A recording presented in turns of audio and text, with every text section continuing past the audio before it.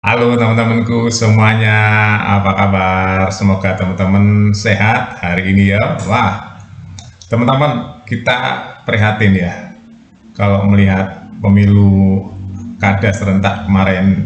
Banyak sekali yang lawan kotak kosong. Banyak sekali ya, ini yang tercatat aja sekarang ya, saya lihatkan ya. Ini ada 1, 2, 3, 4, 5, 6, 7, 8, 9. Ini yang tercatat di sini ya, masih banyak lagi teman-teman. Nah, saya mau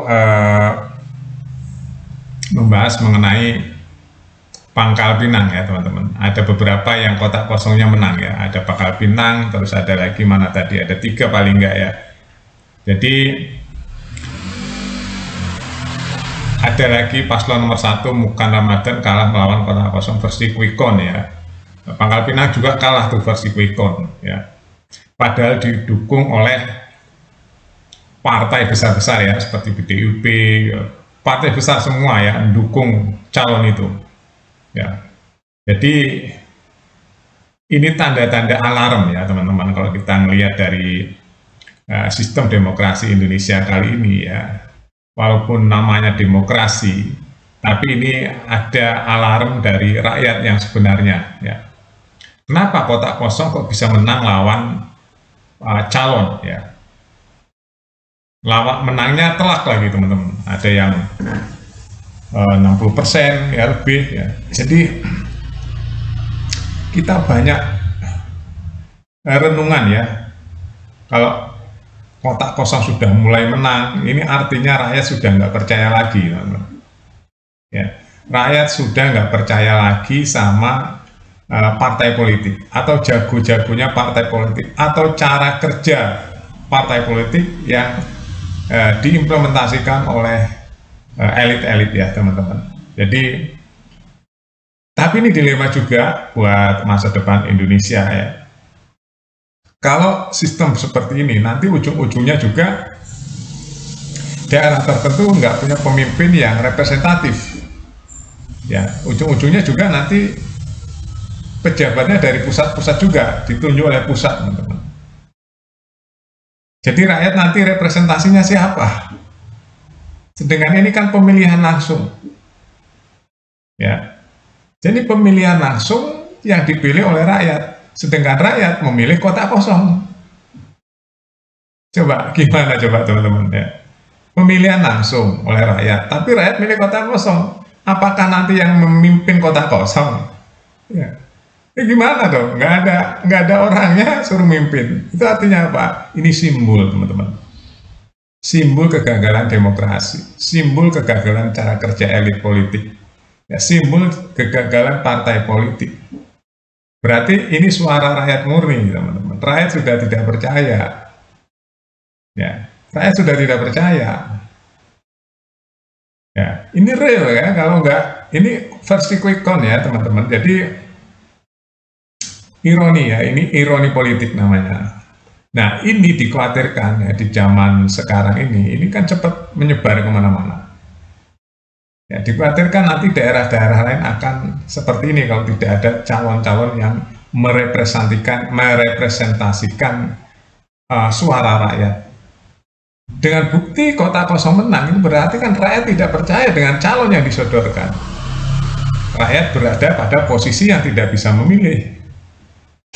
Ya, di saat rakyat harus memilih, dia harus memilih kotak kosong karena tidak percaya dengan calon yang disodorkan. Tidak percaya dengan calon yang ada. Nah, ini ironi ya teman-teman, ironi. Pertanyaannya, siapa yang akan memimpin nanti? Karena yang menang kotak kosong, ya ditunjuk oleh pusat. Nah, pertanyaan lagi, apakah nanti yang ditunjuk oleh pusat itu bisa tahu denyut nadi kehidupan di daerah itu? Ya, dia biasanya nggak responsif teman-teman, pejabat atau PLT ya, atau pejabat yang ditunjuk itu biasanya dia nggak tahu ya, apa yang dibutuhkan oleh pelayanan-pelayanan di daerah itu kurang tahu. Jadi representatifnya kurang jos ya. Kurang jos teman-teman. Ini ironi ya, ironi sekali ya. Sedih juga saya melihat fenomena kotak kosong. Sedih saya juga ya. Nah, kalau gitu yang salah siapa? Sampai ada fenomena kotak kosong menang di beberapa daerah. Yang salah elit, teman-teman.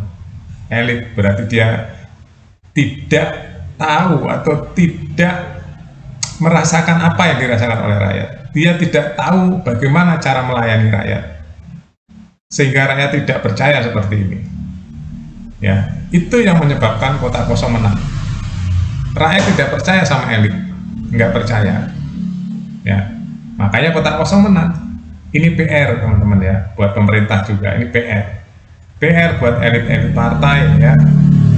Kalau saya ceritakan teman-teman tentang Indonesia ya, sejak tahun 90, ya teman-teman tahu lah keadaannya ya. Kalau orang luar kan nebak-nebak saja ya. Jadi kalau kita tahu cara kerja di dalamnya seperti apa, makanya Indonesia jalannya terseok-seok di tempat jalannya seperti ini aja. Koruptor makin banyak, pelayanan juga tidak paripurna, ya KKN masih banyak, korupsi banyak, ya akan seperti ini. Karena ya ini yang saya bilang ironi demokrasi itu seperti ini. Apalagi kabar kota kosong, wah viral di mana-mana. Nah, ini sebenarnya representasi dari suara rakyat. Rakyat sudah kesal, teman-teman. Ya, rakyat sudah kesal.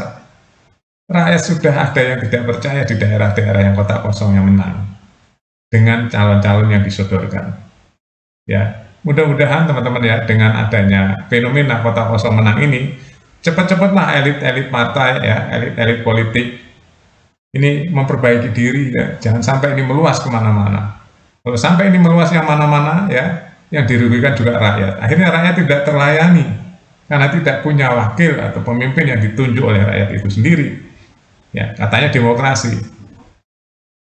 Tapi rakyat harus dipimpin dari pusat. Karena yang menang kota kosong. Karena kota kosong tidak bisa memimpin, teman-teman. Ya kan? Nah, jadi ini warning ya, alarm buat elit politik, ya, buat elit-elit partai supaya memperbaiki diri lah ya. Jangan atas nama rakyat, tapi setelah berkuasa rakyat ditinggalkan. Ya, artinya seperti ini akhirnya. Rakyat tidak percaya dengan calon yang disodorkan saat pemilu. Terima kasih teman-teman. Ini warning buat elit-elit politik untuk introspeksi ya. Mudah-mudahan tidak ada lagi fenomena kota kosong. Ya, jangan sampai malah fenomena kota kosong meluas kemana-mana. Tetap semangat teman-teman ya, bangun Indonesia demi masa depan. Sampai jumpa.